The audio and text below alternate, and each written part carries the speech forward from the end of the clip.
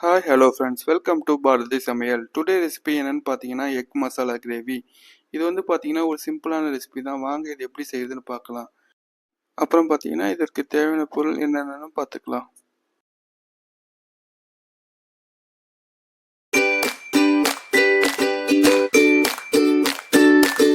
First வந்து பார்த்தீங்கன்னா கடாயில் ஒரு 2 டேபிள் ஸ்பூன் அளவுக்கு எண்ணெய் விட்டுக்கலாம். அதுக்கப்புறம் பார்த்தீங்கன்னா ஒரு 1/2 டீஸ்பூன் வந்து காஷ்மீரி மிளகாய் தூள், 1/2 டீஸ்பூன் வந்து மஞ்சள் தூள், 1/2 டீஸ்பூன் வந்துட்டு மிளகுத்தூள். அப்புறம் நம்ம முட்டை வந்து கட் பண்ணி வச்சுருக்கோம் ஸ்லைஸாக லைட்டாக. ரொம்ப ஃபுல்லாக கட் பண்ணக்கூடாது, லைட்டாக கட் பண்ணணும். பண்ணிவிட்டு இந்த மாதிரி நம்ம இந்த ப்ரௌனிஷ் கலர் வர வரைக்கும் நம்ம வறுத்து எடுத்துக்கலாம். பார்த்தீங்கன்னா தெரியும், இந்த அளவுக்கு கலர் நல்லா வந்திருக்கு. இந்த அளவுக்கு எடுத்துக்கலாம். அதுக்கப்புறம் வந்து பார்த்தீங்கன்னா ஒரு 2 டேபிள் ஸ்பூன் அளவுக்கு எண்ணெய் விட்டுக்கலாம். அதே கடாயில் 2லேருந்து ஒரு 3 ஸ்பூன் அளவுக்கு கூட ஊற்றிக்கலாம். அப்புறம் 1/2 டீஸ்பூன் வந்து ஜீரகம். அப்புறம் வெங்காயம் பார்த்தீங்கன்னா இந்த மாதிரி எவ்வளோ பொடியாக நறுக்க முடியுமோ அந்த அளவுக்கு நறுக்கிட்டு சேர்த்துக்கோங்க. நான் வந்து பார்த்தீங்கன்னா 3 வெங்காயம் சேர்த்துருக்கேன், பெரிய வெங்காயம். போட்டுட்டு நல்லா வதக்கி விடுங்க. அதுக்கப்புறம் பார்த்தீங்கன்னா நம்ம லைட்டாக இதோட கருவேப்பிலை சேர்த்துக்கலாம்.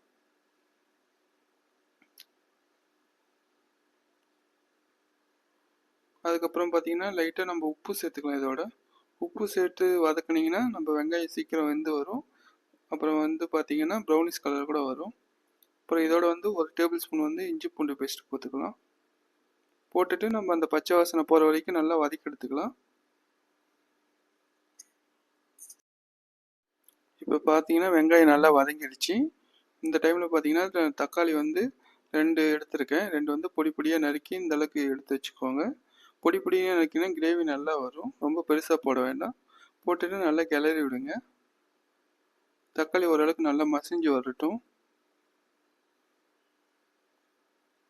இதோட பார்த்தீங்கன்னா ஒரு 1/2 டேபிள் ஸ்பூன் வந்து மஞ்சள் தூள், 1 டேபிள் ஸ்பூன் வந்து சில்லி பவுடர், 1 டேபிள் ஸ்பூன் வந்து கொத்தமல்லி தூள், அப்புறம் 1 டேபிள் ஸ்பூன் வந்து கரம் மசாலா போட்டுட்டு நல்லா கலரி விடுங்க. மசாலா வந்து அந்த வெங்காயத்துலேயும் தக்காளிலையும் நல்லா ஒட்டணும். அப்போ தான் கிரேவி பார்க்குறதுக்கு நல்லாயிருக்கும். இப்போ பார்த்தீங்கன்னா தெரியும், நல்லா மசாலா ஒட்டியிருக்கு. பார்க்குறதுக்கு கொஞ்சம் நல்லா இருக்குது. இந்த டைமில் வந்து பார்த்தீங்கன்னா லைட்டாக தண்ணி ஊற்றிக்கோங்க. தண்ணி எவ்வளோ சேர்க்கணுமோ சேர்த்துட்டு நீங்கள் நல்லா ஓரளவுக்கு நல்லா கொதிக்க விடுங்க.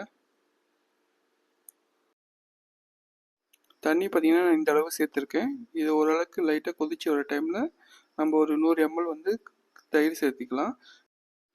நீங்கள் தேங்காய் அரைச்சி கூட சேர்த்துக்கலாம். நான் வந்து தயிர் சேர்த்துருக்கேன். தயிர் சேர்த்திங்கன்னா கொஞ்சம் புளிப்பாக நல்லா இருக்கும்.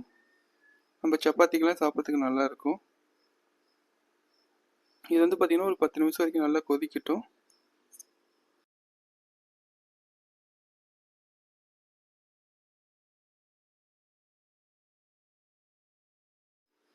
இப்போ பார்த்தீங்கன்னா தெரியும், நம்ம கிரேவி வந்து பார்த்திங்கன்னா நல்லா கெட்டியாக வந்திருக்கு. இந்த டைமில் பார்த்திங்கன்னா நம்ம முட்டை சேர்த்துக்கலாம். முட்டை சேர்த்துட்டு ஒரு 2 நிமிஷம் விட்டு கொதிக்க விடுங்க, போதும்.